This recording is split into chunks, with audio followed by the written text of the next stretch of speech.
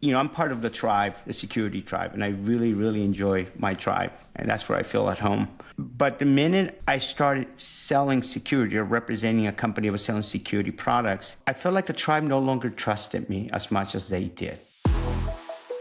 The Adversarial Podcast. Why you gotta be so adversarial? Adversarial. It's time to get adversarial. Welcome back to the Adversarial Podcast. Great to be back on the air. Good to see you, Sunil and Mario. What do you guys have going on? Sunil, what have you been up to this week? Just got back from the Gartner conference. It's one of my favorites only because it happens to be in the DC area, and I'm in DC. So, but it's actually a pretty good conference. It's like RSA Junior, maybe, in some respects. It has the same sort of crowd with more senior people. But it's way more laid back and not so crazy, like in San Francisco. I've never been to that one, but I've always been kind of curious. You just gave some of the differences. So, but I mean, as far as like the people that are representing and all of that, you kind of said it was a little more senior or whatever. Is there a different feel to the vendors or the participants? Yeah, well, the vendors actually find it, at least the ones I've talked to, they actually like this conference better too, because you get more time to speak with. It's less congested. Okay. It's Las Vegas versus Atlanta. In terms of, just distractions. It's much more I'm plotting subdued. a spectrum in my mind. Yeah. And I think even the vendors seem. I didn't have a booth or anything, but the vendors seem to. I talked to a couple of the founders, the CEOs, and they're like, "Yeah, I really like this conference because you have real meaningful conversations with practitioners here." So that I think was somewhat more interesting. It was just a data point that I collected from 3 vendors that I talked to, and. Three founders that I talked to, and they were pretty happy with the outcomes of this particular conference. But anyway, it does reflect also the nature of the folks who are coming. It's definitely very practitioner oriented, just good event. So one more question before we move on. When I go to San Francisco every year for RSAC, I never go inside, and I'm not saying I never will, or nobody else should, or whatever. But I can get a whole lot of that conference on the periphery and everything going all around it, and it's walkable or scooterable all from Moscone in that case. Is that the same with Gartner? It's all in one facility, so it's much easier to move between the sessions and LobbyCon, and there's a strong LobbyCon for sure. But the ability to go back and forth is logistically much easier. So if you want to hit a session, and a lot of people hit the sessions, right? There's a lot of folks who actually go to the talks because that's kind of what they're there for. But at the same time, if you get people who find themselves at LobbyCon, if you're like, I got to run to a session, well, you're only like 2 minutes away from walking over there and jumping in. Right. So it gives you the flexibility to do both. Wow. So another reason not to go to San Francisco. Speaking of that, Mario, how are things these days in San Francisco? Well, it's June, and we have a friend, all San Franciscans have a friend, his name is Carl. He likes to visit us during June, July, and August. That's our fog. So while the rest of the world, I'm sure Atlanta, I'm sure the East Coast is beautiful, but right now in San Francisco it's 51 degrees. It's cold every morning. It's dark. Sun doesn't come out as much, and it's wet and cold. Mark Twain, the coldest summer, my coldest winter was a summer in San Francisco. Well, sorry to hear that, Mario. Yeah. Well, take your vitamin D's. Consume your vitamin D's. Take your vitamin D's. That's what we have to do in San Francisco. You'll make it. Well, I'm sure that works out pretty well so we have a pretty cool topic here today, and we're going to talk about, as usual, about cybersecurity market and executive order and some gov-related changes and some technical glitches and a lot of the usual type topics that we talk about. But one we don't do as much is the classic Life After CISO, which is the original name of this podcast back when it was just me ranting into the wind 3 years ago, where I used to just talk about like, hey, what are you going to do next after being a CISO? So all 3 of us are in that boat, and we are all we chose the entrepreneurship path, And we were talking about what's that journey like. A lot of people have questions about that. A lot of people are kind of thinking about that or evaluating what's next. So I think that's a pretty good thing to talk about. So I think we should start that out by just kind of giving the background of it, because we're usually pretty cagey about what we do, and we don't want to overdo that. But I have a SaaS platform called Adversarial Risk Management, and it's cyber risk management as a service. You guys want to talk about what you do just at an equal amount of detail? I hate doing this. It's like there's a part of me that's like I really don't like being salesy, but yeah, I guess I have to. At least my co-founder will yell at me if I don't. So yeah, the startup that I founded is a company called Gnostic with a K, and we help secure Copilot. So if you're trying to roll out tools like Microsoft Copilot and you're concerned about oversharing, then we solve that problem. Cool. Well, I think I'm going to be using both of your services soon in the new company we are launching. So I'm part of a founding team. We're coming out of stealth mode next month. But the name of the company is Whirl. So WHIRL. Yes, we are doing AI, but no, it's not in security. That's all I can say for now. And Cool. I'm excited. It's a great opportunity. And I'm definitely going to be knocking on both of your doors for either using your services for help and your advice. That's always useful. Awesome. Oh, thanks. And congrats on that, Mario. I'm really excited about that. And interested to dig in like everybody else next month. But what we want to talk about was kind of that journey over, and I get that question a pretty good bit of like, hey, well, here's what I'm thinking about. How has it been, and all of that. I guess my reflection on it is, I think it was kind of easy for me to transition in some ways, in that I was always a very context switching type personality, a very DIY. So I always ran everything myself, and I would, write my own policies. And here's a good example of it. I literally frosted my own glass wall in my office in an enterprise. Like, I bought this stuff and did it, like, asked for forgiveness later type of personality. And, just, hey, we bought another company. I'll just fly to London and I'll find out whether that's approved when I submit the expense report. Like, and that all translates really well because of, talk about self-starter, right? No one's going to pick up the pieces for you if you're not doing it. There's a lot of other things that are super stressful and harder, but my thought immediately when someone asks is if I recommend it is I feel like you got to be that kind of person or it's going to be really painful. Are you in the same boat, Sunil? So let's also clarify. Jerry is a CEO, whereas I'm the CTO, or not in the same company, obviously, different companies. But I think there is a substantial difference when you are the CEO, because there's a level of stress that never goes away. The company rides on your shoulders. And I'm a co-founder, but I don't feel that same level of stress as a CEO does. I feel like, much to the chagrin of my co-founder, Gotti, there are days when I feel like I can go to sleep and not worry about tomorrow and all the things that are on fire, because I know that I have a CEO who does not sleep because of that. Right? And so there's a underlying level of stress that permeates one's life as a CEO, which is actually not very different, in my view, than the same kind of underlying stress that a CISO has. A CISO has as well. Okay, there are things that that do keep us up at night, so to speak, as a CISO, and I have found that stress is about the same. I don't know. I'm not the CEO, but when I've been in that type of role or position, like, okay, I have that. The company rides on what I do, right? And so, anyway, that's just something to be mindful of. And so those who are CISOs, I think what I'm saying is, if you jump into entrepreneurship, you might find it to actually be not much different from a stress level than what you're already facing today, okay? But you just have more of a sense of control because, well, you can call the shots. You can go to London. You can do, and you kind of need to, because you're the only ones who are going to be able to pick up these pieces when things fall on the ground.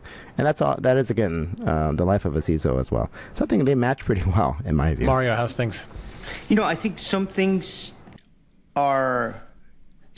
change, obviously, and other things kind of remain the same. So how so? I agree with all of what you guys are saying. If you have that kind of, I'm going to go get things done, even if I work in a big company, I still want to, I'm still going to do all this work because I enjoy it.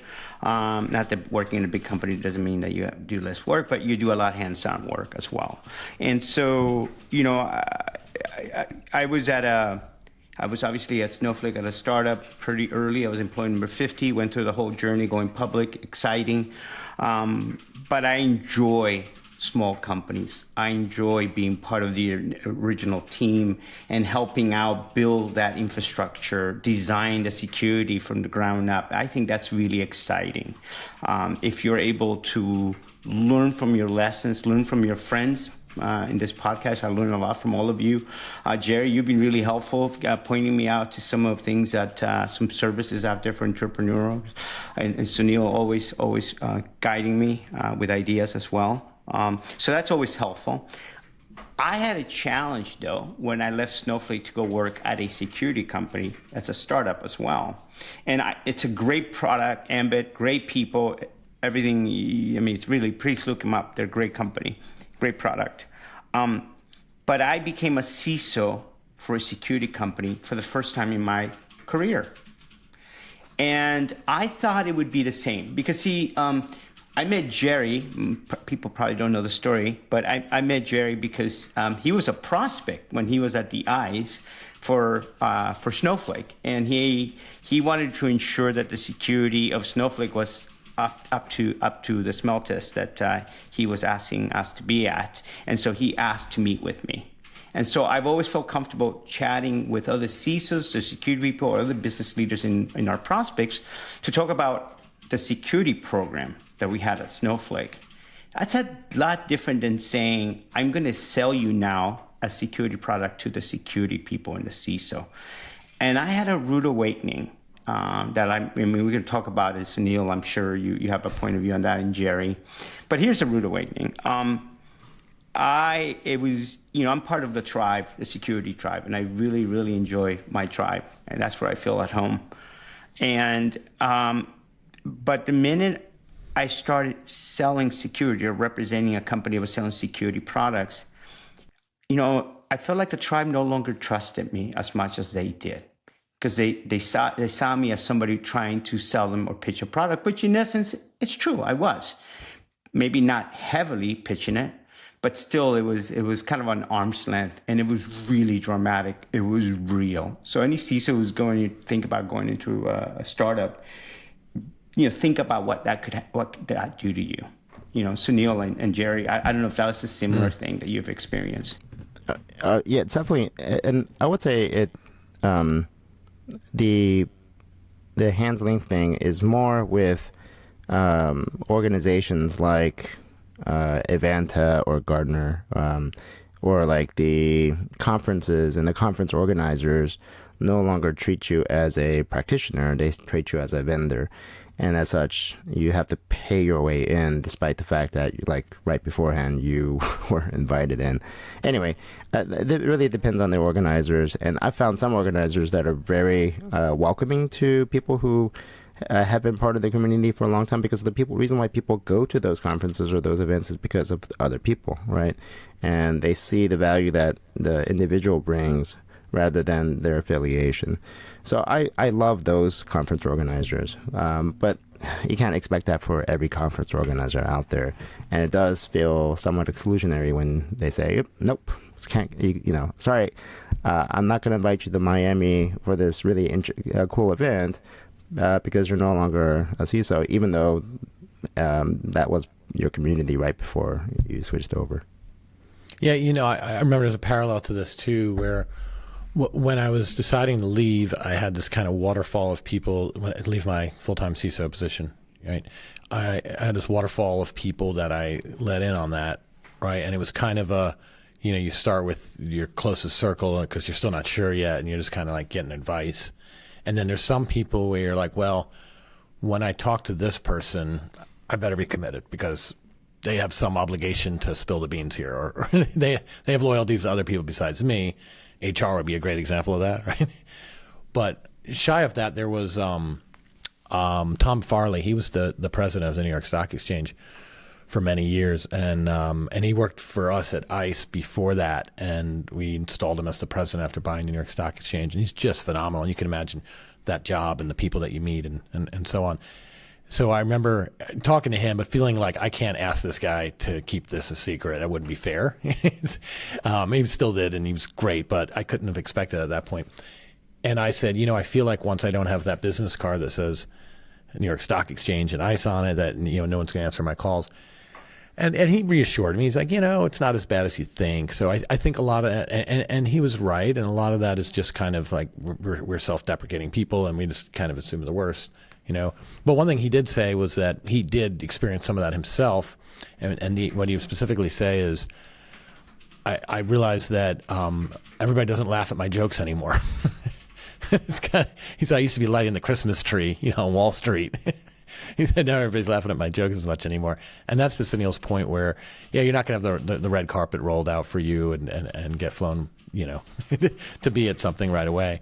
But I think that's more on that commercial side, because they're constantly trying to monetize these assets with the vendors, and they're constantly worried about kind of people trying to sneak in, and that's what it looks like when we're now a vendor. But when it comes to the community and your tribe, Mario, and that, I found people were really good, and especially since, we are still a weird element, a weird unicorn element. We're not 23-year-old founders at a Y Combinator, right? We're totally different. And I do feel people give us a lot of time as long as we are self-deprecating and still on like, hey, this is what we're doing. It may not be for you. And I know the problems with tools that you use today because I have the same problems. And here they are. And here's some that we specifically solve. And here's others that we don't. But commiserate, and as long as we're still doing that, I find people say like, okay, this is still one of us. Right. Yeah. Right. That's exactly right. I think at the end of the day, for me at least, I've been trying to focus on making sure that there's still content that people can consume, that people not just can consume, but can really benefit from in whatever program that they have, because it's from hard lessons that I've learned in trying to do this in whatever environment I might be in. And that's valuable regardless of where you are. And in some respects, this is where the whole field CISO role is starting to emerge. And I'm seeing a lot more of our peers moving into that role. And it's like, I think it's a nice shift from the high pressure environment where you're putting out fires constantly. And instead, as I was with Renee Gutman just this afternoon, and she's multi-time CISO at all these different places, and she's now telling me about how she loves just going to these dinners and yakking it up with people and visiting different cities. I mean, it's a nice, it's a nice gig, and she deserves the rest, so to speak, this retirement, if you will. But at the same time, she's learning because she's talking to other practitioners and sharing what she's learning from other practitioners. And so they become effectively like a channel for sharing information across different groups as well. I think there's three. One thing I would kind of focus on is, I think some of it is manufactured. I think Jerry's right.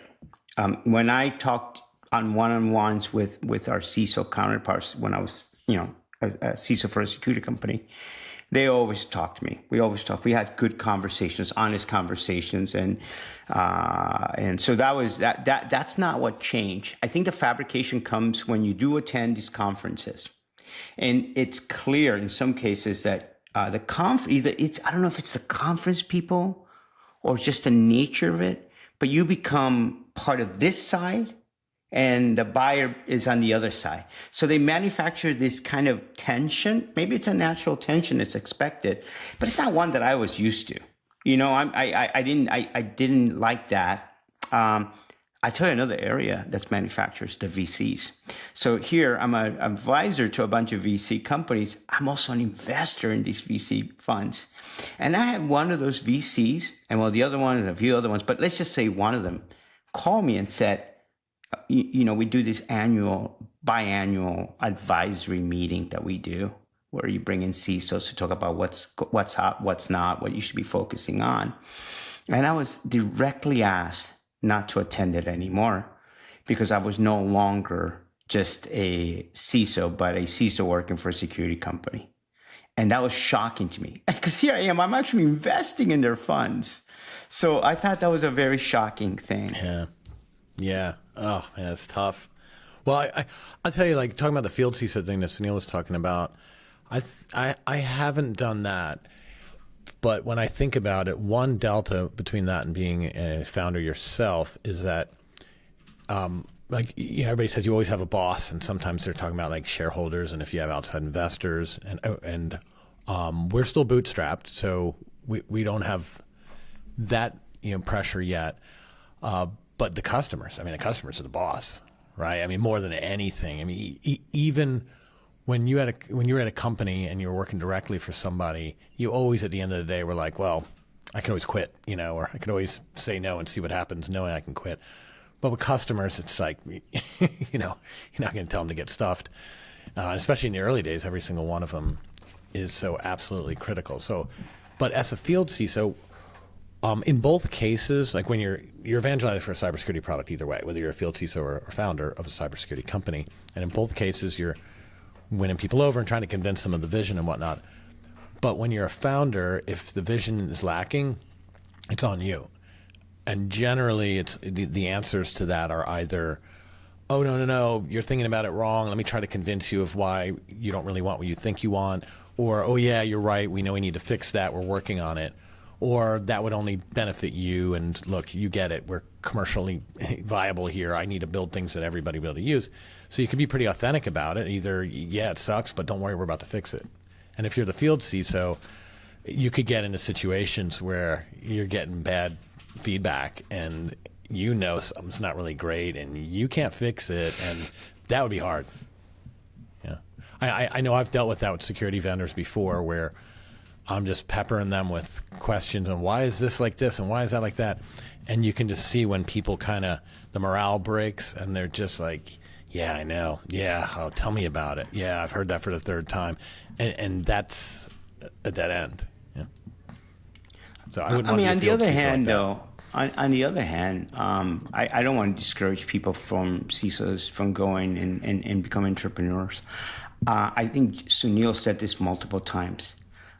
With the newer technologies that is available to us, you're not just building a new product, you can build companies, one person, two people.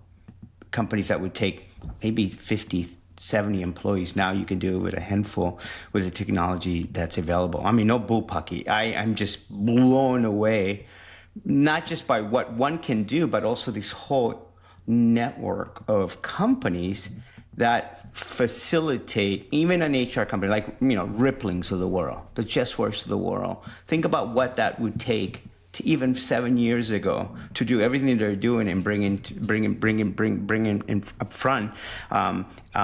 You can do so much things with a handful of people now with some of these services available that weren't around 7 years ago. It's incredible. I'm just overblown, excited, and fascinated. So please, I don't want to discourage anybody.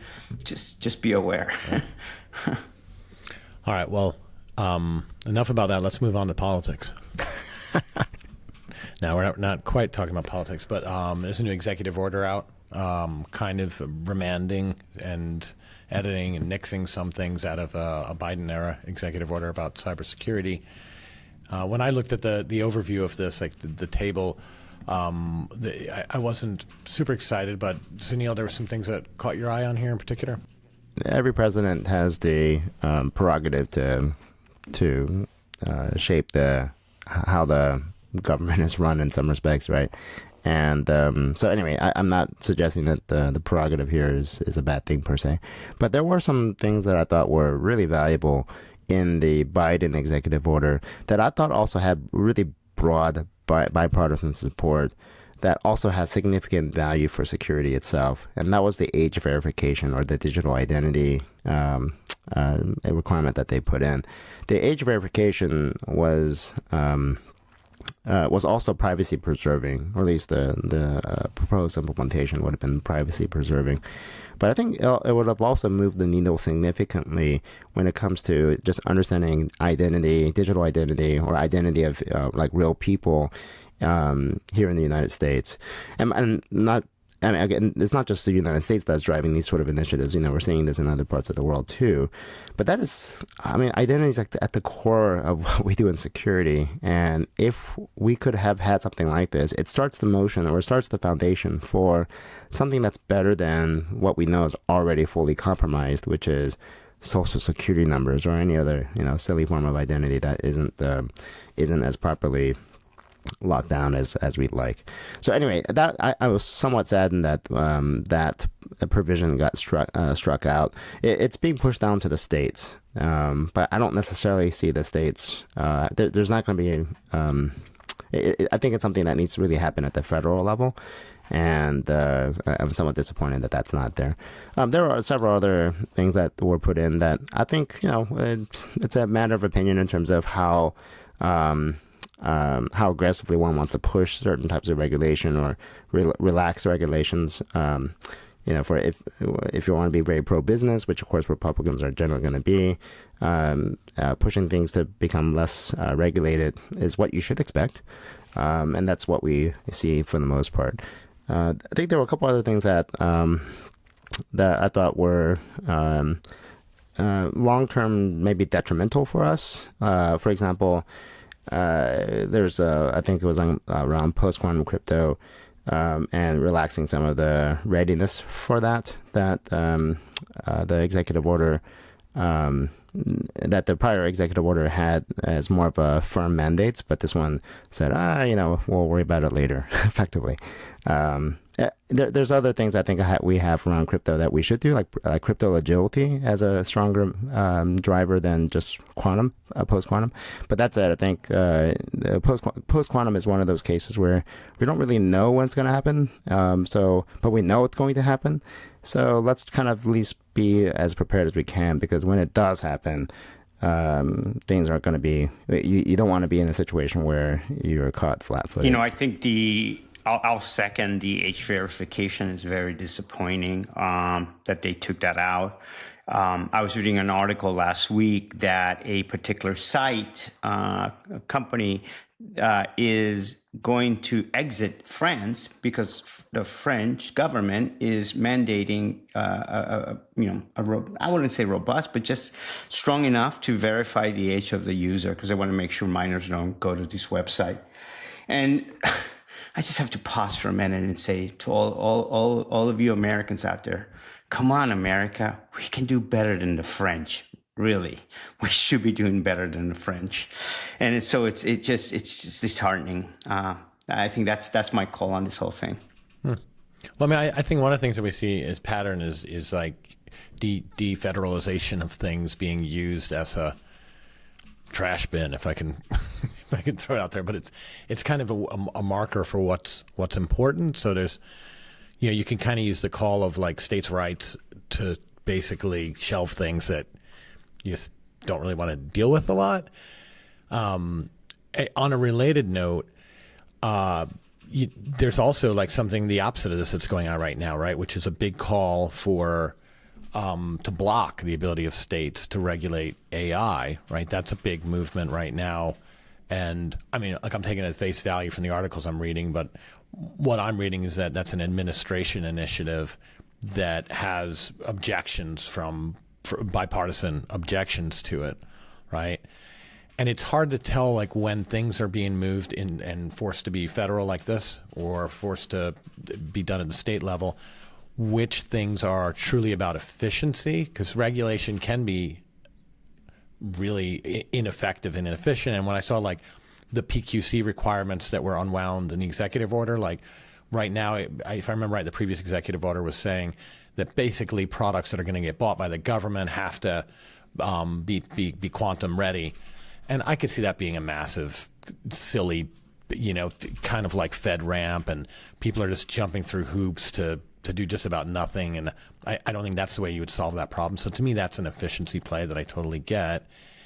And I think that's the idea here on the AI ban is, I mean, obviously the AI lobby is what's pushing for this, but the idea is if we have 50 or even 20 different regs around AI, it's going to be really hard to innovate and slow down the advancement of it. And that's the argument for moving this up.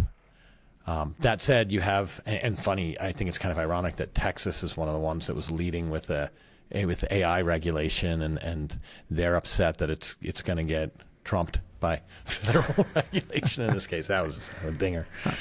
But what are your thoughts? Yeah, I think the lens, so we should look at this from a national security lens, because I think if you look at it from that standpoint, those two things actually align pretty well.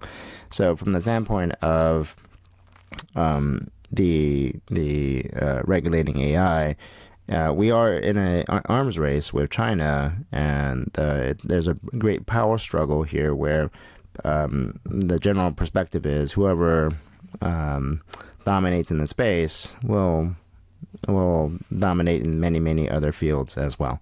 So if we choose to regulate, then are we hampering ourselves in that regard, right? That's just a sort of obvious sort of narrative there. But I think there's other. I think at the same time, we also recognize that we're dealing with very potentially dangerous substances, so to speak, or materials. And so we definitely have folks who are saying, look, we still got to do it with some basic precautions. I think for the most part, there are things that I think make a lot of sense. For example, revisiting our energy policy, making sure that we can have plentiful energy, not just for AI, but for a lot of other things, right? And having the right energy infrastructure to drive towards the next level of power needs that we have for the country as a whole. Chips and all the things associated with chips, those are all things that we want to propel forward, and not create more regulations around those sort of things, because that will hamper us in the long term. Going back to the national security lens, again, post-quantum or quantum being a potential concern, whether in building a quantum computer or once one is built, being ready to deal with the consequences of that. Again, there's a very clear national security interests here. And I don't necessarily, I think it has been set back. I agree with you on the being, having everything be PQC ready by end of this year versus being having crypto agility by the end of this year, which I think is a different type of problem, but is one that's actually solvable right now. I think in many ways it's a, hey, make sure you have IPv6 support by a certain time frame. Otherwise, no one is ever going to move towards IPv6, and I think government's still struggling to get there. It's going to be the same situation until it becomes a mandate. But when the mandate does come, and we're like, we got to switch over to IPv6, or we got to switch over to this crypto, I think the crypto agility enables us to do that. And I wouldn't want to shortcut or short shrift that sort of drive to be more agile and being able to swap out our crypto whenever we need to. Yeah, I think like if I could call the move to go down to the states on some things, I call that the balkanization of regulation. I agree it gets in the way on some stuff. So today we're talking about AI regulation. Yesterday we're talking about privacy law, right? And I think the way you have to do it is to say don't go and create your own laws, because we got one, right? And we got one. We're doing something federally here. So to do it in a vacuum and say, don't do anything, we'll let the feds do it. And by the way, we haven't done anything. That's a really tenuous spot. At the same time, I understand it's damn near impossible to get any legislation done, but certainly on something that is going to be that kind of carries with it the weight of conflicting with states' rights.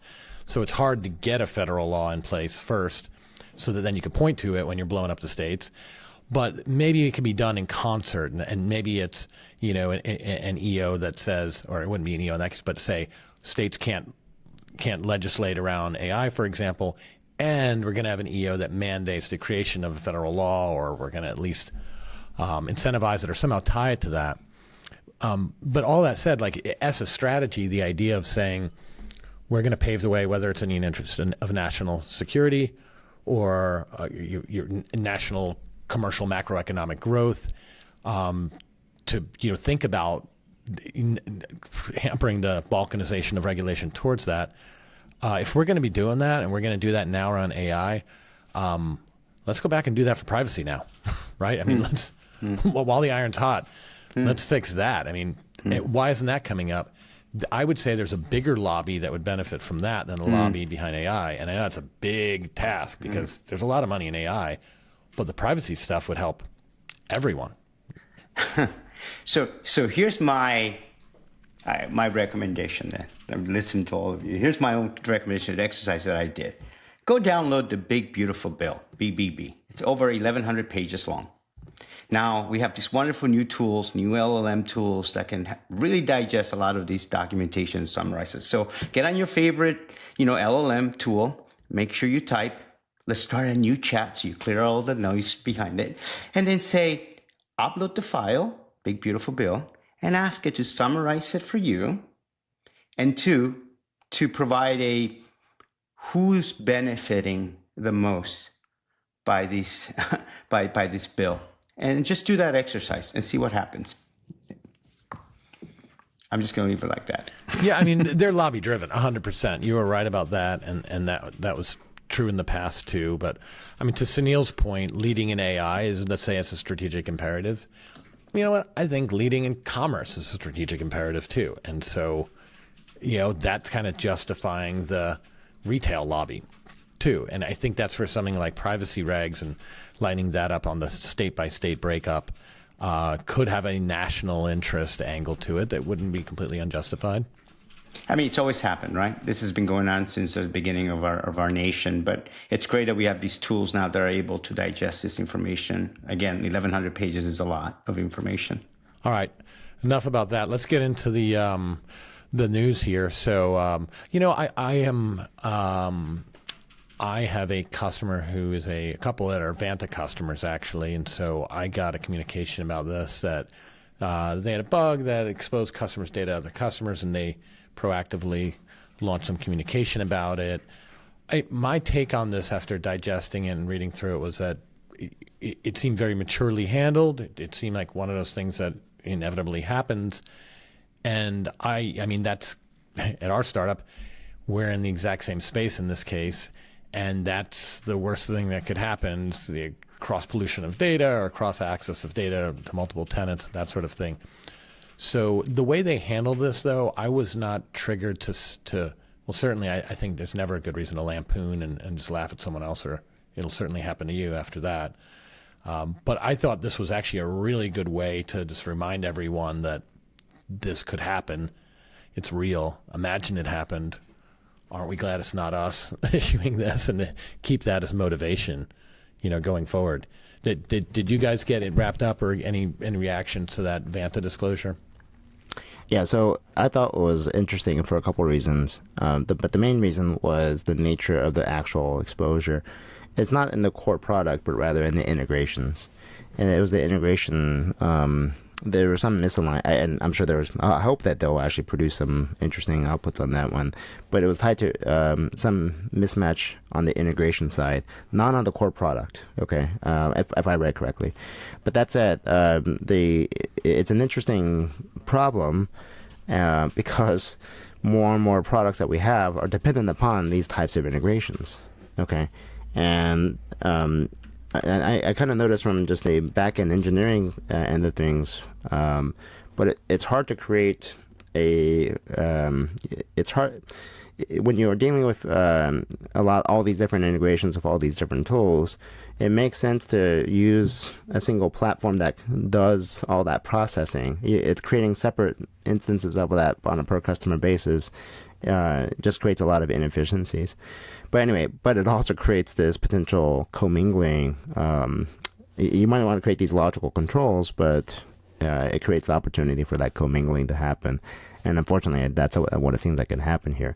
So I think this points to, I think, a couple of other interesting options, which I would love to have, but at the same time may create other issues. So I'm going to point out to something that is Jerry's favorite, which is encryption.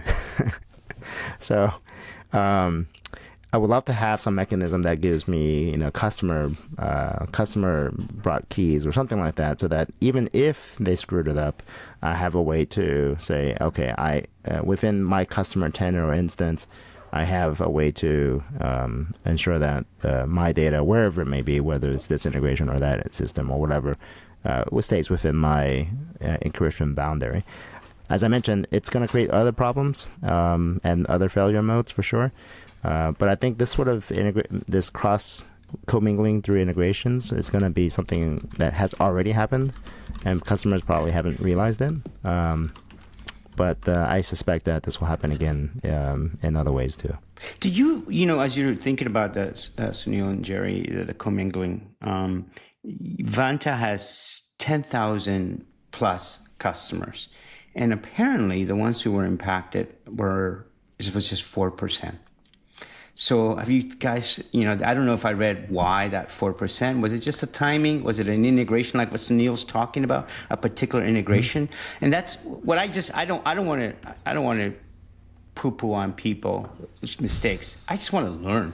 I want to learn. Yeah. I wish people can actually explain it a little better, if vendors could do that better, so we can all learn for ourselves. Yeah, my guess is it was because of only those who used a particular integration, and that particular integration got messed up in some particular way. I wonder if it's also a design issue on the company that you're integrating with. Could that have been done in a way that's simpler, or not simpler, but where the separation is done much more cleanly.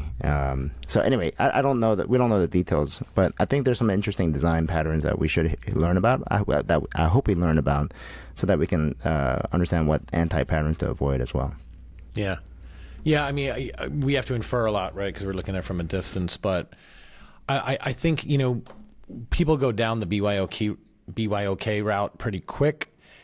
And I think that's like the wrong brush to paint a lot of things with, and then people get sold kind of a false bill of goods, and it's like end-to-end encryption. That's really what it is, right? So like first principle on that is BYOK, so bring your own key encryption, right? You're going to hook up to my service. You're going to hold the key. That means no one can read the data but you. That sounds great. That only works if it's a model where it's okay that nobody reads the data but you. And that sounds obvious, but in other words, there can be no asynchronous processing of your data. Like if you're in Vanta. Right? Yeah, I wouldn't go as far as saying it's full end-to-end. Rather, it's a customer-managed key, and that customer-managed key can still be put into the Vanta environment to do the proper decrypt. But it is and so Vanta could still see it, right? I'm not saying that, so it's not full end-to-end, but it is something that helps create sort of like a two-key system, right? Where you have to mess up multiple things for this to happen. You guys are bringing again another valid point. It wasn't Vanta data per se. It wasn't like they were. What I understood it to be was more on. I almost felt like it was like a support system or support application that contained this information. Because there was actually what they had was whether the client was using MFA or not. So maybe it was their data. So maybe I'm misunderstanding it, but I didn't think it was the actual data from the client, but mostly it was something more on the support angle. And I can see when you're using sort of a support application how these things can go right, because that support application contains multiple cases of multiple customers within that vendor's network. Yeah, I get a little bit worried about when I hear encryption solutions right away, because then people spend a fortune, and then 6 years later everything's still the same, and people are kind of laughing to the bank. And I mean, like specifically, I think I know where your head was going, Sunil. Is like you connect to Vanta, and then you say, okay, Vanta, I want you to connect to my Tenable or something like that. And you've got to cut an API key out of Tenable and you put it into Vanta. And so in theory, there could be some, full all the way, I wouldn't call it end-to-end, but end to closer to end encryption, where you would pull data that was illegible, and then you'd have to put in the key there. And like, that's never going to get done right. I hate to sound so sour grapes, but like that, if you're a red teamer, that's just, you salivate over that, right? Because or an adversary, you have time to figure out that encryption path. But as long as the platform needs to be able to unveil the data at some point without you there, then there's going to be a way. But you're going to spend a fortune in the process of it, and it has to read it in memory, and it's not like you're going to go use Nitro. And then there's that, right? I mean, how many people are using Nitro today in AWS for that? I don't know. I don't know what that number is. Well, one other thing I would offer is I'm not sure if anyone, any of our listeners here have used like an SSPM. So I have an SSPM that I'm using, and I've tried two. But define that term if you're not going to otherwise. Sorry, SaaS Security Posture Management. Oh yeah. Which by definition has tons of integrations to all these other SaaS applications, right? Setting up these integrations is really painful, actually. You have to jump through 1,000 hoops to, well, it seems like 1,000 hoops for every SaaS application to hook them up properly. And there's a degree to which I say, okay, there's a lot of opportunities for mistakes or over permissioning, all these other sort of things. And if, but I think at the same time, the more complexity, I'm not arguing for complexity too much here, but the more complexity there is, it's more likely it's because you're trying to create the right keys on both sides, so to speak, so that that's talking exactly to who the other party is. Anyway, right now it's a very complicated process, and I hope that it becomes, we move to the point where it's clearer and much more streamlined, because I think we'll see a lot of mistakes, but also we'll see, again, more opportunities for this sort of cross-commingling to happen by the people who are who are taking advantage of these integrations to deliver the services to you. And we end up with the kind of issue that Vanta has. The number of integrations is not going to stop. It's just only going to keep increasing. That's right. So I think this is we should expect to see more of these type of things in the future. Yeah, and my takeaway, like my quick blush at it is I don't see any signs of them doing anything architecturally weak or wrong. I mean, I think we were just highlighting it's tough, and the integration service in a platform like Vanta has to be divorced from the user level service. So meaning it's kind of a God mode that then has to have some kind of identity management to fetch the key when it's doing a job for client A, use client A's key to service Z, fetch the data and reinsert it. And that same service is operating for multiple tenants and accessing different keys, and you have to get that right, and it's kind of the nature of the beast. Actually, to unpack that a little bit further, for those who, and this is very specific, so many people who haven't ever implemented a SSPM may never experience this, but some of these integrations are done on a user level and not on a system level, not through a service account. I mean, the right way to do it is through a service account, because when someone leaves, the integration breaks, and that has a lot of other downstream business impacts. There was a minor little thing that we did where I switched admin accounts, email accounts from a normal. I created we created these elevated accounts, okay, and I downgraded Mario's shaking his head. I think he already crapped on that whole thing, but a long time ago. But this is the East Coast, Mario. People still have service accounts, or still have SU accounts. Yes, so we created these SU accounts, and then I downgraded my normal account. And when I downgraded my normal account, all these integrations broke. Hell yeah! And it's like, okay, well, is that the model that we want? Well, I'll go so far as to say that, because I mean, some of them require user context, right? It's like OAuth. You're basically logging in there through it, and every time that happens, it proves that there's no context-aware access. Like, that should not be possible. It should say, warning, Sunil, someone's got your credentials. They're trying to log in from this SSPM or whatever the hell it is. We're going to kill it, and nobody does. And we are so far away from context-aware authentication being ubiquitous, and it's an awful shame. So I think Vanta has handled this pretty well so far. It seems like not a thematic issue or structural issue, and yet they've been very forthcoming and public about it, and this is a private company too. So far, it seems like they're pretty upstanding. While we're on the outage and kind of bad marks topic here, SentinelOne, they had a service disruption. Anecdotally, I heard from my peers that some people were briefly impacted. It wasn't a CrowdStrike outage or anything like that. It wasn't a headline one. Delta's not going to be suing them. But what I did think was interesting was that it was linked to the number one cause of all issues at all modern companies, which is a deployment, right? If something goes wrong, the first thing you say is, oh, is it cyber? And then you say, was there a release last night? Oh, yeah, there was. Okay, stop. We know what it is. It's probably the code. And that's exactly what happened. Stop the press? It's not a cyber attack? Really? Right. I mean, you have to deal with that every time. So in that regard, this thing is very similar to not just the CrowdStrike outage, which was software release, but therefore shouldn't it be subject to all the mudslinging and the how dare they allow something to go in that wasn't perfect and negligence and all of that? It sounds like the exact same thing to me here, and I don't think that SentinelOne is sloppy and does a bad job here, but I do think it highlights that I think they overdid it when they were crapping on CrowdStrike. I think because of the CrowdStrike issue and because of how SentinelOne responded to it and taking advantage of it, you now have that much more additional scrutiny for any mistake that SentinelOne will have. And so I think even if this was a minimal event, it will get extra attention just because in relation to their handling of the CrowdStrike event, right? And I think this goes back to the earlier comment we made about Vanta. Look, we all make mistakes and we all do things that we regret. We're all fallible, right? And so giving grace to others goes a long way, because when you don't and you fall to the same troubles that others do, you want people's sympathy and not their it happened to you too. Yeah, right? it's a bad look. It's unprofessional, and you can't do it, and you certainly can't do it on a podcast that then has to take a break for a SentinelOne advertisement. You know, come on. Yeah. Well, and here we go. Karma's Anyway, bitch.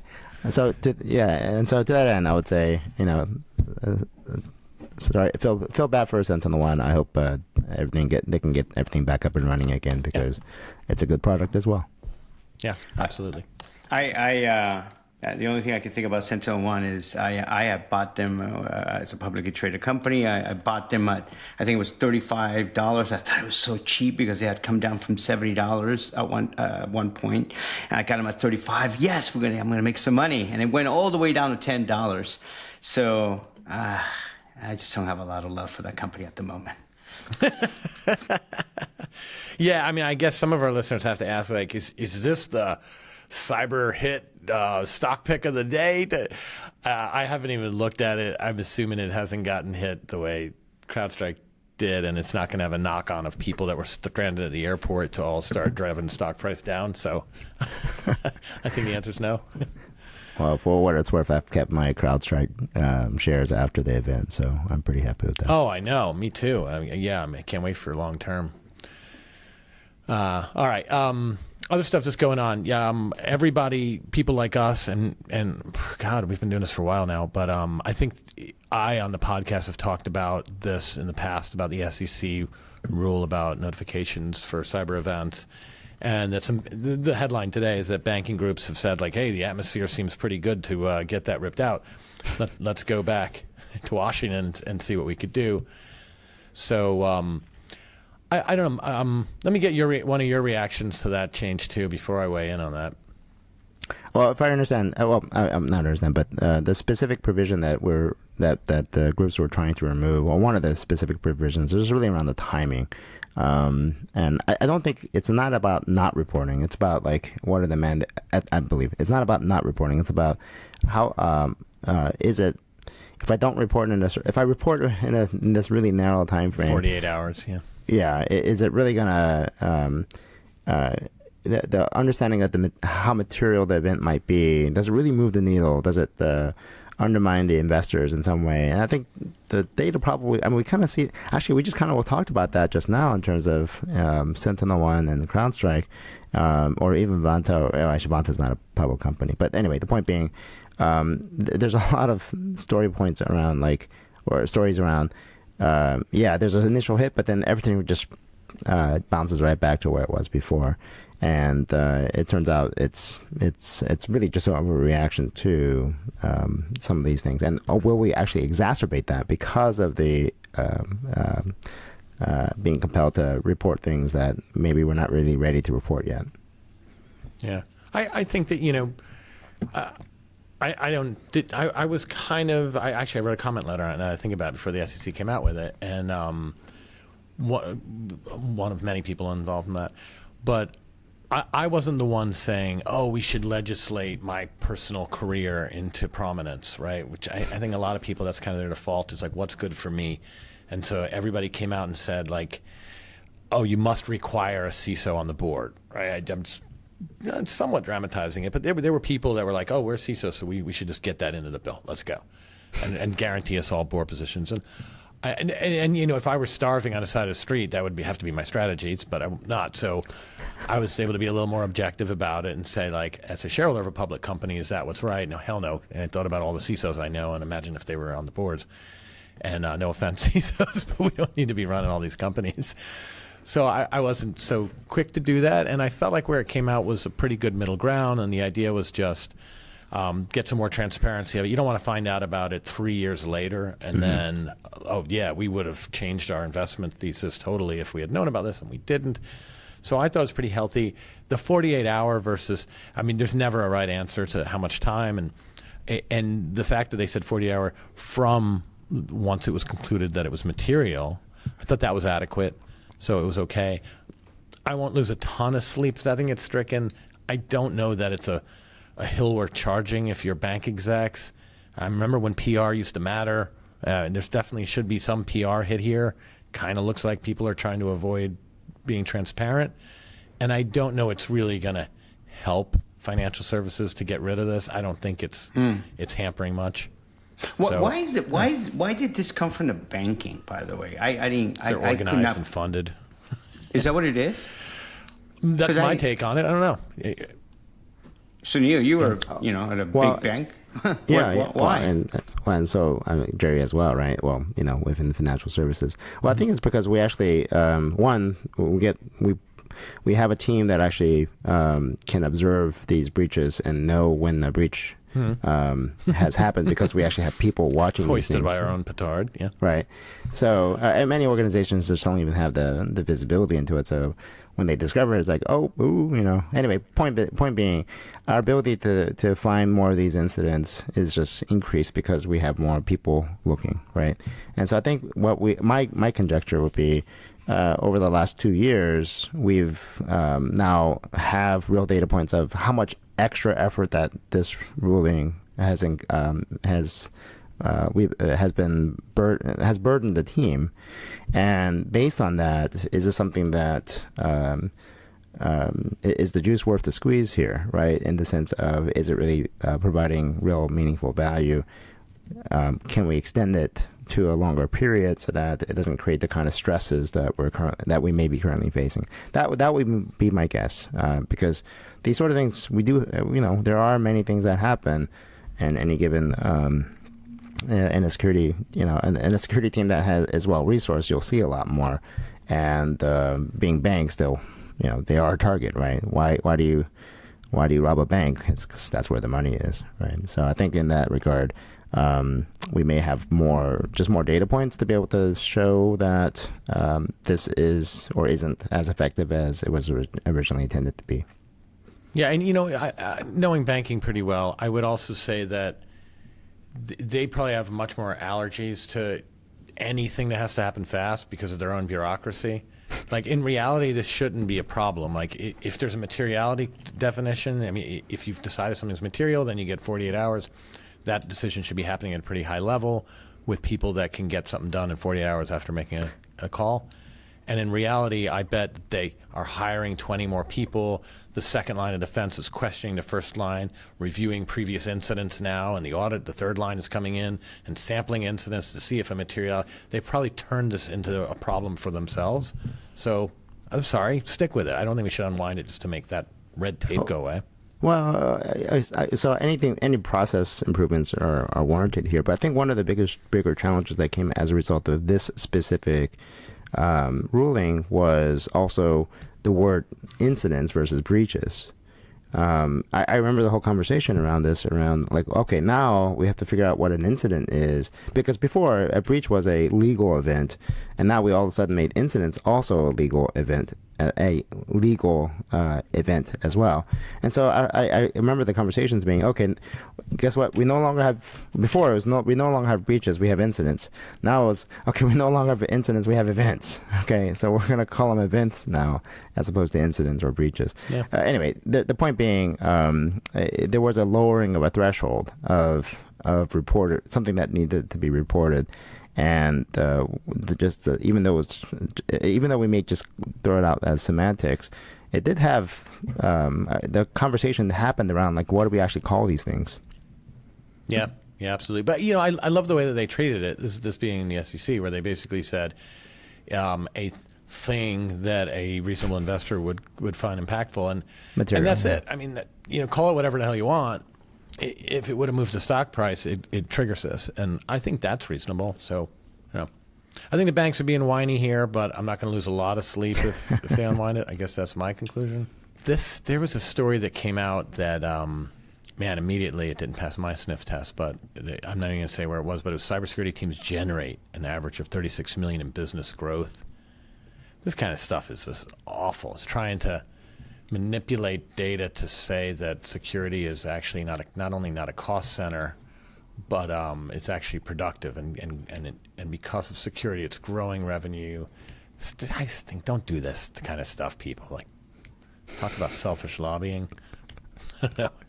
Have you guys? Do you guys feel like that this kind of stuff is bad for the industry?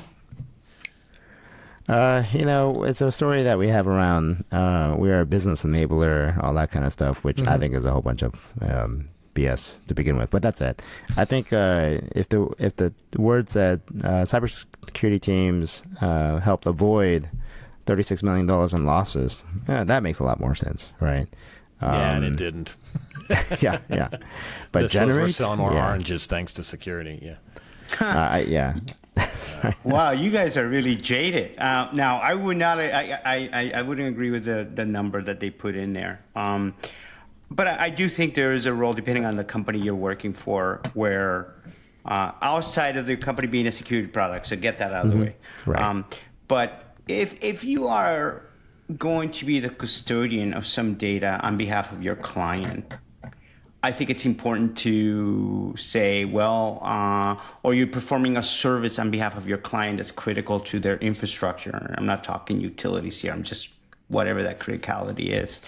I think being a good steward of that is important, and it might differentiate you if there are two products that are very similar, competing for the same space, the same customer, and one has a crappy security story and the other one doesn't. And maybe that's a way of differentiating the company. I don't, I'm not talking about, selling potentially widgets here, but if I think when I worked at Snowflake, security was it is a really important thing. And that did play a role, especially early on when the company's young. People wanted to understand, how do I trust a small company, this no-name company, this weird-name company, and how do I trust them with my data, the keys to my kingdom? And security did play a role. So I don't think it's the 36 whatever number, $1 million or $1 billion numbers that they were talking about. I think you're right, Jerry. I think you're right, Sunil. But I think when you're trying to differentiate yourself from two very similar products, security can play a role. Yeah, I think that's fair. I think you're right, and I think that people see that, right, and that's why Snowflake had a great security team. You're right. You wouldn't have got off the ground without that. But I don't think there's an unmet need of like awareness and the idea of trying to convince executives that they're going to make more money by investing more in security is kind of underhanded. But last thing, little talk about the market. We kind of touched on a little bit about S1, joking about that, but a few articles out here. There's been some more raises. I still think at the big end that the market is pretty good right now for startups, for venture, for cybersecurity company valuations, let's say. But that said, there was a Wall Street Journal article out by James Rundle that mentioned that there's a lot of companies that are kind of waiting in the wings to go public, particularly around cybersecurity, and that they just haven't been able to get out yet. And is that any reflection on cybersecurity to you guys, or is that just about the macroeconomic environment right now? It's a combination of both, but I think there's also going public. The bar for going public has gotten higher. And there's a whole range of different reasons why that's happening. It's not just specifically for cybersecurity companies, but just the bar for going IPO has gotten higher. And that's why we see more acquisitions or more exits in different ways outside of IPO. It used to be back in the early 2000s, I guess. You could actually see a company a startup go from where they are to IPO in a matter of 4 to 5 years, which kind of fit the time frame for like stock options and the 4-year vests and all that kind of stuff. But now because IPOs have a higher bar, we're seeing companies. It just takes longer for a company to exit and to find a natural exit. Now there's outliers here, of course. There's other unicorns and such that do exceptionally well. But on a general point, it's harder for these companies to go public, just companies in general, because the market has a higher expectation for those public companies, as well as burdens that a public company has to do in terms of reporting. So it has to have a certain size to be able to warrant all the additional overhead for the expectations around reporting in for a public company. So anyway, point being, you have to be a bigger company to go public nowadays, and I think that's just a natural limiter for then cybersecurity companies, because cybersecurity companies generally don't get that big to begin with. I agree with that. I would only add that, we three look, not only do we work at startups, but we also invest in startups. Okay, so we see a lot of companies every day, maybe every quarter we invest in some of these companies, certainly. But it's not often that you see one security company doing something very unique, very different, solving a real different problem that is not just a little feature, but it's a bigger problem. I'm going to, again, kudos to Jerry and to Sunil. You're companies that I actually admire, and I see a lot of impact potential coming out of you guys. So here's my unfair pitch to my friends, because I really do believe in their products. But a lot of the stuff I'm seeing is they're just one feature, two feature security companies in a very small space. And how is that company ever going to go public? And so that's what I come think about. So I see a lot of new security companies, but there's nothing like huge. I mean, Wisp, Orca. I mean, yeah, you could see there's a lot of bigness there in solving a big problem, certainly. Yeah. But outside of that, I mean, what else? So, well, I think people are just stuck on revenue, and like another way to put what Sunil was saying earlier is I think companies were able to go public with, let's say, $100 million of recurring revenue 20 years ago, and now that bar is 500, let's say 300, 500, something like that. But to Mario's point, I think the investment community looks at a one-trick pony with $250 million of revenue and says, I'm going to put my money on them anyway because I think they're going to diversify. They might even pivot. That they're good enough at this that they're going to move beyond this one trick and they're going to move on to it.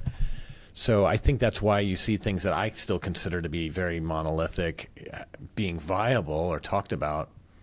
But when it comes to going public, there's a few.